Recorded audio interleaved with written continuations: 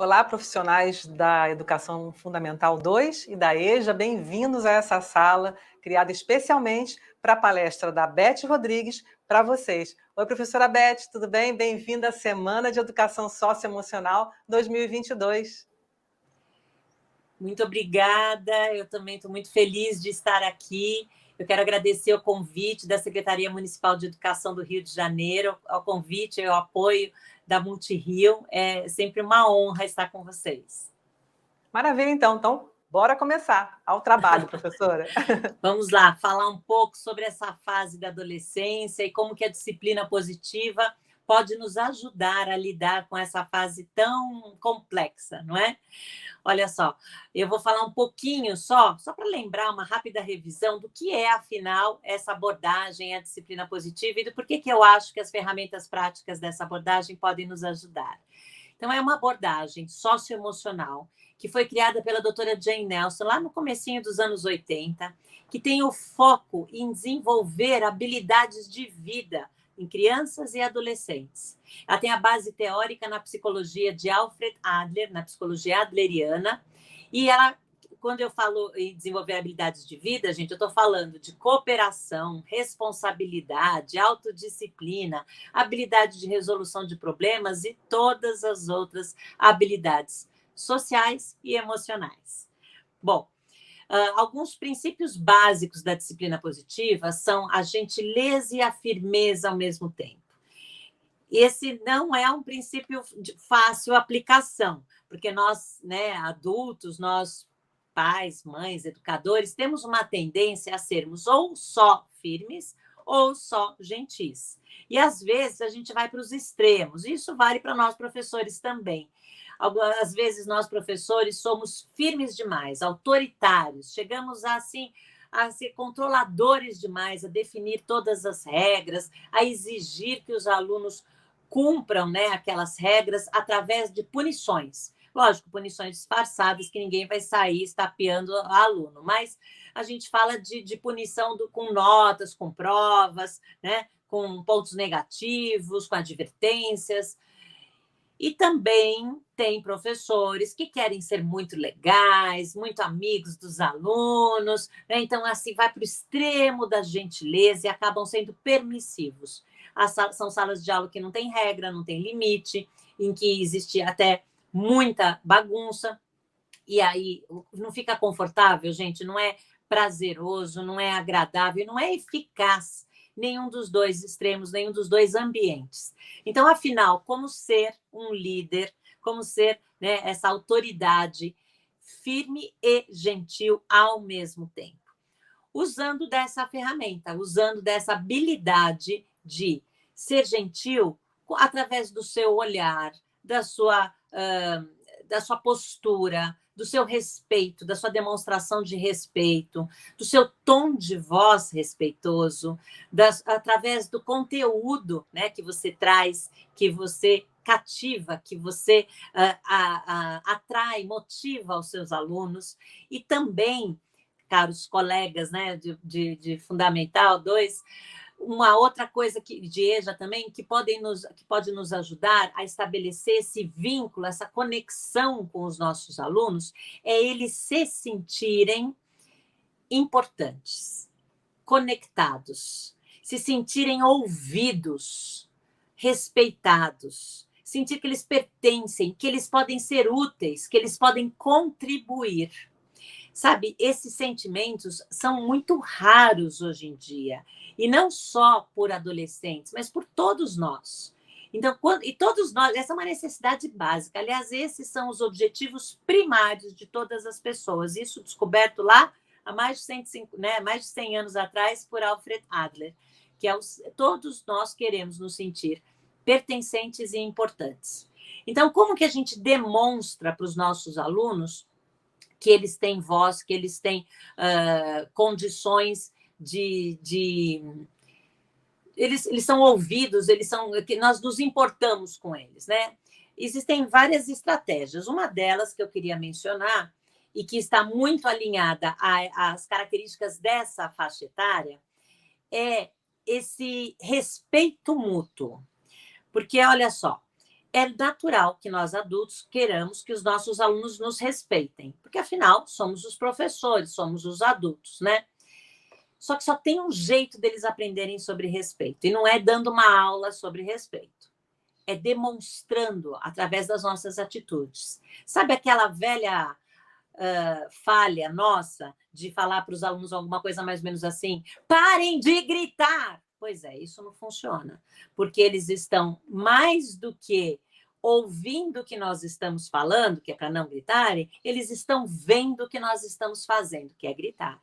E vocês sabem que os alunos, eles nessa fase da adolescência, são muito críticos, estão muito atentos, né, aos nossos comportamentos, até para usar contra nós mesmos, porque nós somos e sempre seremos exemplos.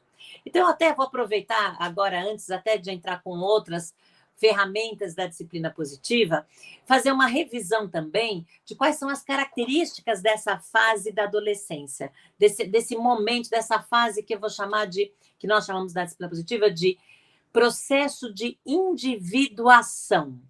Veja, é quando as crianças, né, já se tornaram, passaram da pré-adolescência, já estão na adolescência, já passaram pela puberdade, eles estão querendo se tornar indivíduos. Eles não querem mais ser o aluno daquela escola, o filho daquela mãe, né, aquela pessoa. Não, eles querem ser eles.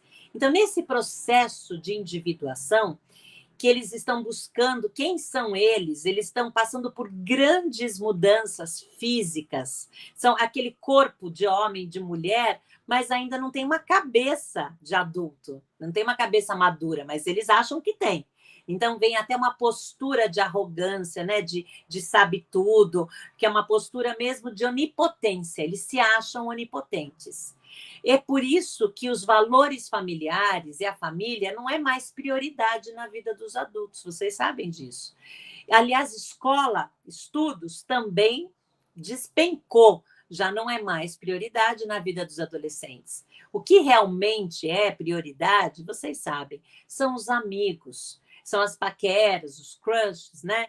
Então, isso se torna prioridade. Por quê? Nesse ambiente, com os amigos, com a sua tribo, né, com os seus colegas ali, eles têm aquele reconhecimento, aquele valor. Eles se sentem ouvidos, se sentem aceitos, importantes, pertencentes. Se eles não têm esse sentimento nem em casa, nem na sala de aula, eles vão buscar pessoas que podem ser adultos, podem ser outros jovens, outros adolescentes, que vão acolhê-los. Então, aí que mora o perigo, porque como eles estão nessa fase de rebeldia, de contestação dos valores familiares, da escola, dos estudos, da responsabilidade, né? Toda essa vida do mundo adulto, eles querem contestar, eles querem se rebelar, e porque essas grandes mudanças físicas e hormonais, o humor dos adolescentes também muda absurdamente. Vocês devem ter percebido já que, às vezes, em sala de aula, eles estão felizes, divertidos, eufóricos, bem-humorados, gargalhando, brincando. E outras vezes eles estão passivos, fechados, né? Carrancudos, raivosos, violentos, agressivos ou apáticos, desinteressados, realmente desmotivados, até demonstrando, e aí a gente tem que ficar muito atento para casos, vocês sabem, de automutilação, de suicídio, de bullying que pode estar acontecendo e que nós não estamos cientes. Então, a fase da adolescência é uma fase muito complexa. E a gente, adulto, às vezes esquece disso, esquece que eles não têm a maturidade, apesar do tamanho, da voz grossa, né? Do corpo de homem, de mulher, da postura, e até essa postura onipotente, como eu mencionei, a gente esquece que eles são ainda esse misto, né? Porque a adolescência é um produto social. A gente criou essa fase que está entre a infância e a vida adulta. Muitos adolescentes que vocês têm como alunos já têm responsabilidades de adultos. São adolescentes que já trabalham, que já contribuem em casa com seu salário, que são responsáveis, às vezes, pelos irmãos mais novos, né? Por trazer a comida para casa. Então, como nós podemos lidar de uma forma, como eu disse, gentil e firme ao mesmo tempo? O gentil vai entrar com a nossa demonstração que a gente se importa com eles, que a gente se interessa neles como pessoa, que nós escolhemos essa profissão não só porque nós gostamos da matéria que nós ensinamos, mas que nós escolhemos essa profissão porque a gente gosta de gente, porque a gente se importa, porque a gente quer educar, quer fazer a diferença. E professores do Fundamental 2 são os que mais marcam a nossa vida. São aqueles que a gente lembra direitinho, né? Os bons professores. A gente lembra também daqueles professores que foram um mau exemplo. A gente lembra desses extremos. Não lembra das aulas, não lembra dos conteúdos, não lembra do ponto que caiu naquela prova, mas lembra da energia, lembra do olhar, lembra do conhecimento, da motivação, do quanto nós conseguimos envolver os nossos alunos, do quanto nós conseguimos ser bons exemplos para os nossos alunos. Então, eu deixo aqui uma pergunta, até antes de começar a mencionar algumas ferramentas práticas da disciplina positiva, que é: que professor você quer ser? Que tipo de professor você quer ser lembrado? Como você quer que seus alunos se lembrem de você num futuro próximo? Porque daqui a 10, 15, 20 anos, você pode encontrar algum dos seus alunos que são hoje adolescentes e talvez ele queira te abraçar, te cumprimentar, saber como você está. Talvez não. Talvez queira passar reto, fingir que nem te conhece. Enfim. A minha pergunta sobre essa pergunta é porque é muito difícil, às vezes, não cair na tentação de ignorar essa fase da adolescência, de não se lembrar de como é difícil ser adolescente. E não posso deixar de mencionar, gente, de lembrar da pandemia e dos efeitos da pandemia na vida de todos nós. Se para nós, profissionais, já foi tão difícil, né, ter que se reinventar, aulas online, câmeras fechadas, toda a dificuldade, o acesso, o Wi-Fi, a conexão, os instrumentos, os materiais, todo o desastre que foi, né, o que está sendo ainda, em alguns casos, esse nosso trabalho. Para os adolescentes, eles deixaram... Lembram das prioridades? Que a escola estava lá embaixo, que a família estava lá embaixo? Pois é, justamente o que mais importa na vida dos adolescentes, procure se lembrar da sua adolescência, que são os amigos, que são os paqueras, muitos não tiveram, ou pelo menos diminuíram drasticamente, deixaram de ter. E a pandemia também trouxe aqueles sentimentos todos de muitas incertezas, de dúvida, de raiva, de indignação, de revolta, de medo, de pânico, de tristeza, de depressão. Senão, nós não estaríamos ainda colhendo resultados, como eu vou mencionar um caso muito recente, de um garoto de 13 anos que, irritado porque o pai tinha negado o uso do celular, enfim, ele deu um tiro na mãe, deu um tiro no pai, deu um tiro no irmão, chegou a perder alguns desses familiares. O garoto de 13 anos, que poderia ter acontecido com absolutamente qualquer outro dos nossos alunos. E casos de automutilação, e casos de suicídio ou tentativas de suicídio. Então, não é só uma violência contra o outro, uma agressividade contra o outro. Há muitos casos hoje em dia também de problemas de saúde mental, e causados por inúmeras, né, situações, o uso excessivo de telas, né, a comparação às mídias sociais, enfim. Eu trouxe aqui algumas estratégias, algumas ferramentas da disciplina positiva que eu acho que podem ser úteis, mas eu não posso deixar de mencionar que a primeira e mais importante é essa habilidade de ser um líder gentil e firme ao mesmo tempo. Validar todo e qualquer sentimento que seu aluno pode estar sentindo e ensinar limites, e dizer não, e ser um exemplo de responsabilidade. e de equilíbrio, de autocontrole. Lembrar que nós precisamos primeiro de conexão antes da correção, de estabelecermos esse vínculo, esse elo, essa ligação, antes de ensinarmos, educarmos, que nós não somos transmissores de conteúdos e que vamos despejar o nosso conhecimento, né, num copo vazio que é o nosso aluno. Isso não existe mais. Nós somos exemplo.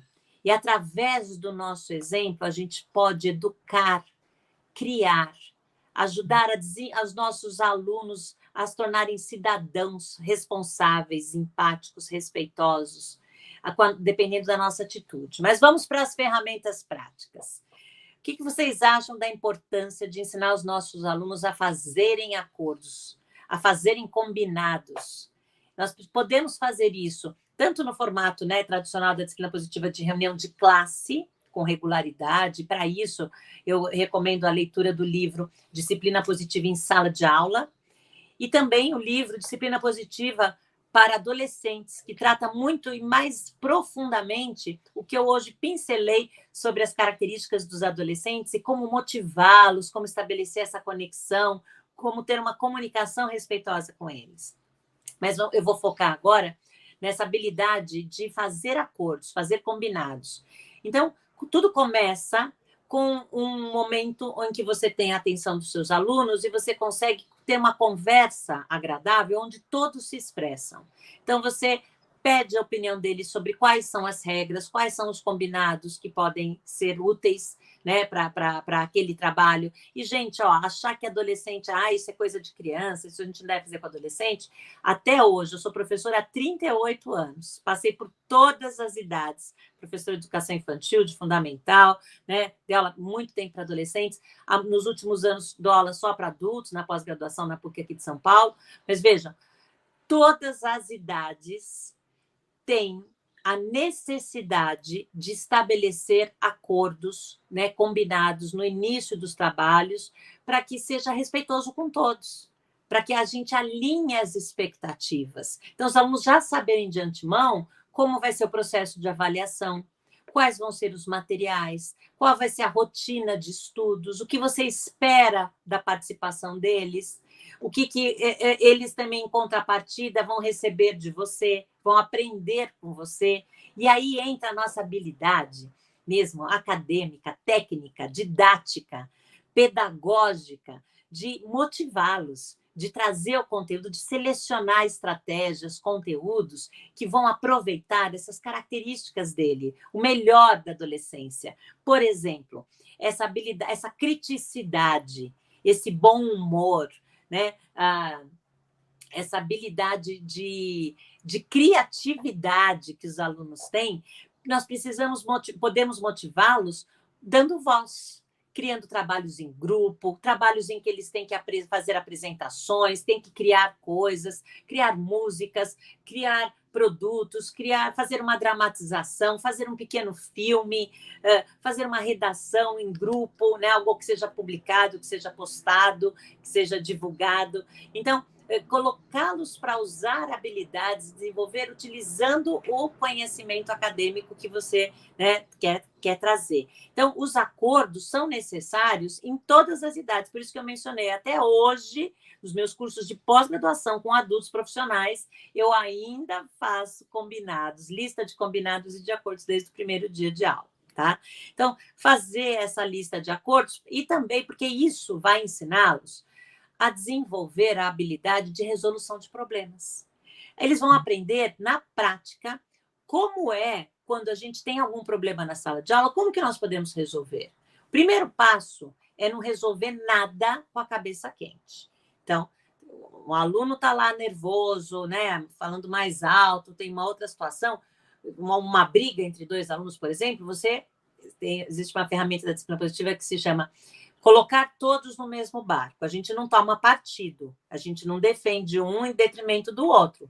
A gente dá a oportunidade deles se resolverem aqui ou fora da sala, se resolverem agora sozinhos ou com a sua ajuda, de se resolverem, por exemplo, depois que a aula... Não sei, tá? Mas vocês, na hora do conflito, você não toma partido e também não fala muita coisa, porque ninguém está ouvindo. Quando a gente está surtando, quando a gente está com muita raiva, né?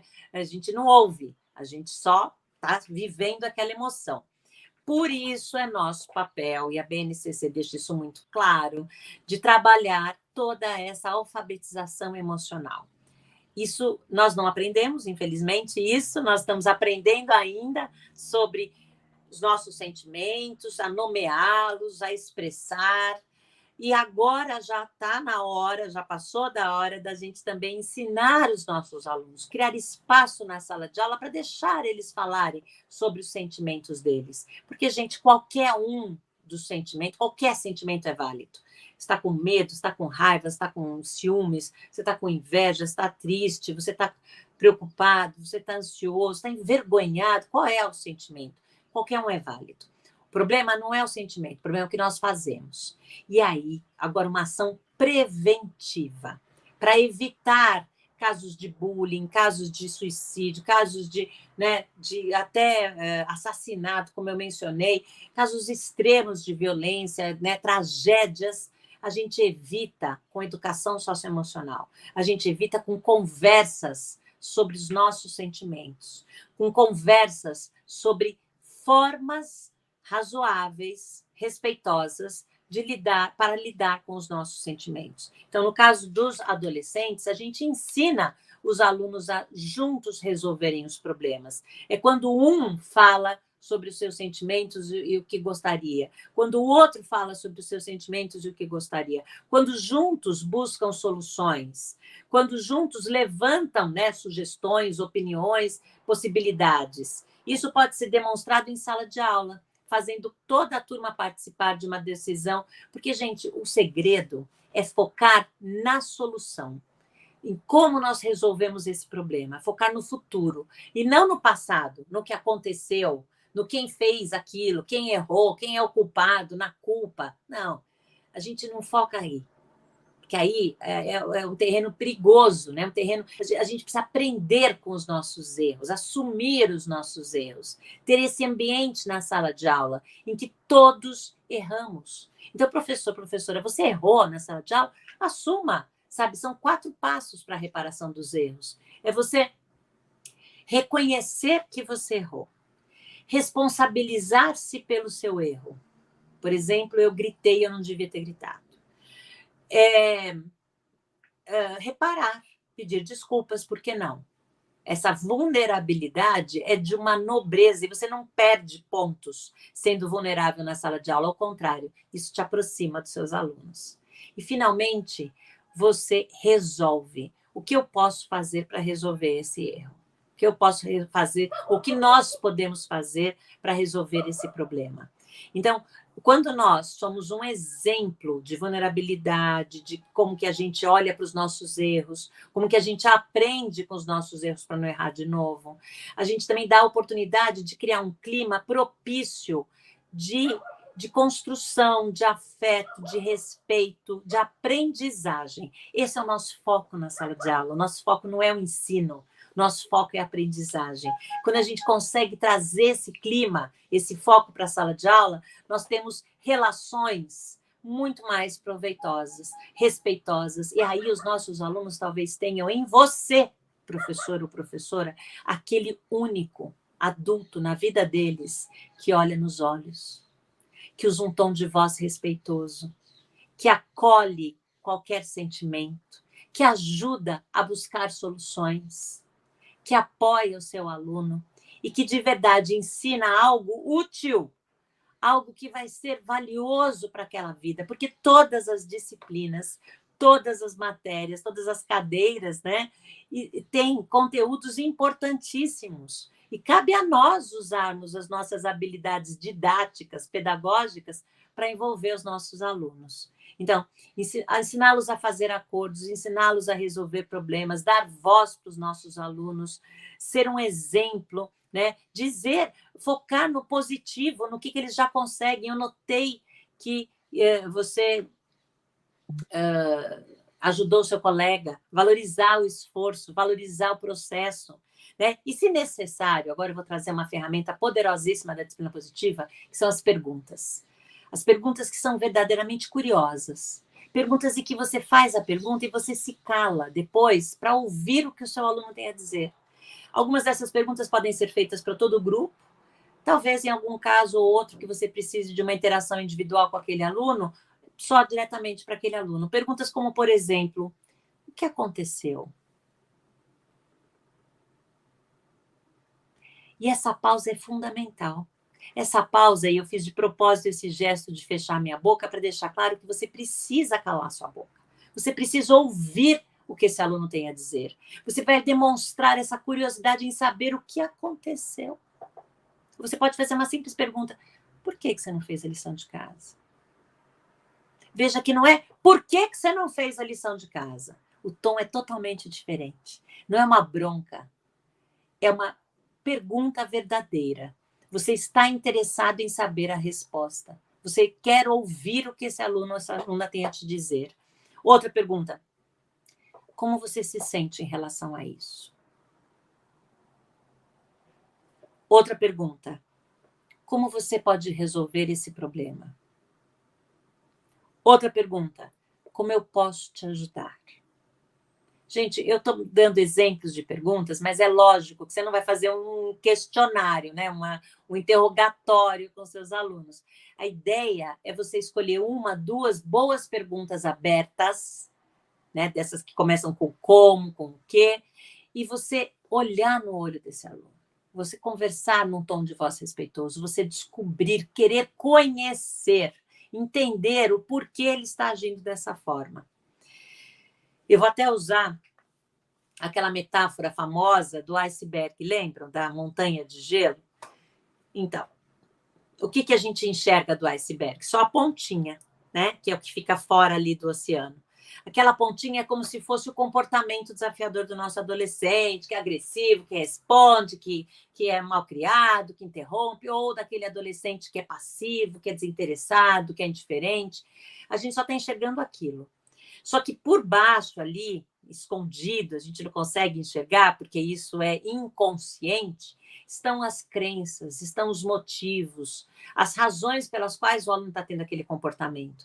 E essa é uma das coisas mais lindas da disciplina positiva. A gente tem um capítulo inteiro no livro de sala de aula sobre, e também no de adolescente, sobre por que os alunos fazem o que fazem.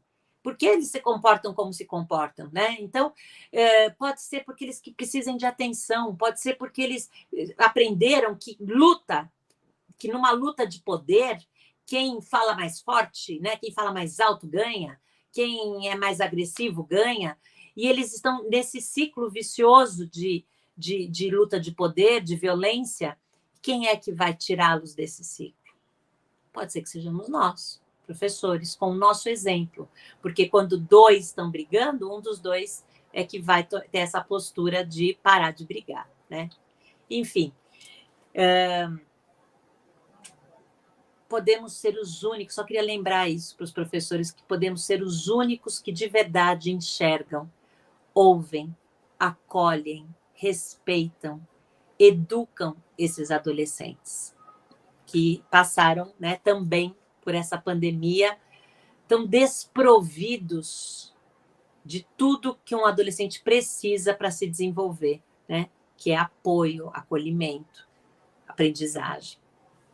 Obrigada, professora Beth. Tem uma pergunta aqui que eu acho que você já respondeu um pouquinho agora na sua resposta, na parte final da sua palestra, mas talvez você tenha mais dicas para dar. Que tipo de ferramenta o professor pode utilizar para lidar com aquele aluno que tem um comportamento repetitivo de agressão, de violência verbal, de um comportamento realmente inadequado e que acaba contaminando o grupo que está em torno? Recomendo o trabalho de prevenção, até mais do que o trabalho depois de contenção, né? Então, como prevenir? Tendo essas conversas, tendo esse clima, garantindo essa conexão, ensinando tudo isso que nós falamos. E aí, vamos supor que esse aluno já seja um aluno que assim está demonstrando muitos comportamentos violentos, agressivos, tal. É muito importante garantir a segurança de todos, tanto das pessoas, né, que ele pode vir a machucar, como dos objetos que ele pode vir a danificar, a quebrar, a destruir, como dele mesmo, principalmente também, né? Então, é nossa responsabilidade nos colocarmos nesse lugar de adultos que são exemplos de um comportamento de autocontrole, que são exemplos de responsabilidade.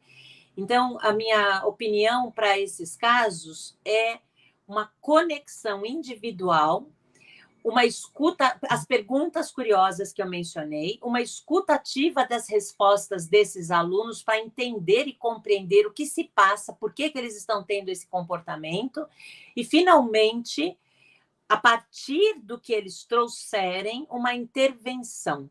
Então, juntos buscarem soluções, juntos resolverem. Talvez essa criança, esse adolescente, no caso, precise de algum suporte psicológico, de algum apoio, porque muitos estão sofrendo, aí sofreram com saúde mental, né? Não só saúde física, nesses tempos de pandemia. Pode ser já uma situação de vício, pode ser já uma situação crônica, sabe? Que precise de um diagnóstico e de uma ajuda profissional. Então, é por isso que eu recomendo mais ainda a prevenção do que ter que chegar às vias, de fato, de buscar uma ajuda profissional. Mas antes, essa conversa, esse diálogo, essa escuta para compreender de onde está vindo essa agressividade. E jamais agressividade com agressividade, né? Que a gente sabe que isso só piora a situação. Com certeza. Professora Beth, então, para encerrar, além da sua despedida, eu gostaria de uma palavra final para os professores também que precisam e merecem ser acolhidos nesse início de ano. Caros colegas, a nossa profissão não é uma profissão fácil, por isso, fundamental é o autocuidado, é a autocompaixão, é a gente se cuidar mesmo, sabe? É dormir bem, é cuidar da nossa voz, é aprender a delegar, aprender a usar toda a nossa sabedoria, todo o nosso conhecimento didático, técnico, a nosso favor. E trazer mais demonstrar para os nossos alunos a nossa empatia, o nosso respeito, para sermos, às vezes, quem sabe, o único exemplo, né, de adulto, de controle, de autocontrole. Então, para isso, a gente precisa se cuidar. Então, eu desejo a todos um excelente ano letivo. E eu quero deixar aqui também o meu Instagram, que é @disciplinapositivabrasil, porque lá eu costumo postar sempre informações sobre disciplina positiva também, para pais, para professores, para profissionais da saúde e da educação. E vai ser um prazer ouvir os seus comentários. Pode também mandar a sua pergunta, os seus depoimentos. Será um prazer continuar esse diálogo com vocês por lá. Obrigada pela oportunidade. Foi realmente uma honra estar com vocês aqui da Multirio. Obrigada pelo convite da Secretaria Municipal de Educação do Rio de Janeiro. Obrigada, professora Beth. Também foi um prazer para nós, com certeza. Estou falando em nome de todo mundo aqui que assistiu você, assistiu a sua palestra, viu? Muito obrigada e até a próxima. Obrigada. Até. Bom, e assim a gente encerra os webinários da Semana da Educação Socioemocional 2022. Obrigada a vocês que participaram aqui com a gente, viu? Agora é continuar aí a sua formação na escola e não deixem de avaliar a CESEM 2022, ok?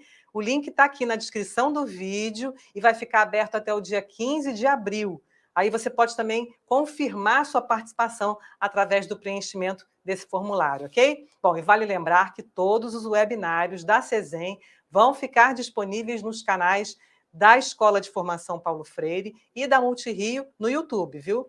E assine também os canais, aproveita lá e assina e ative o sininho das notificações para não perder nenhuma novidade. E que essa semana seja uma inspiração para novas propostas durante todo o ano letivo. A gente deseja que o desenvolvimento socioemocional dos alunos aconteça de forma orgânica em cada aula, atividade e proposta, criando um gostoso vínculo entre os alunos e a escola e um importante vínculo entre a família e a escola.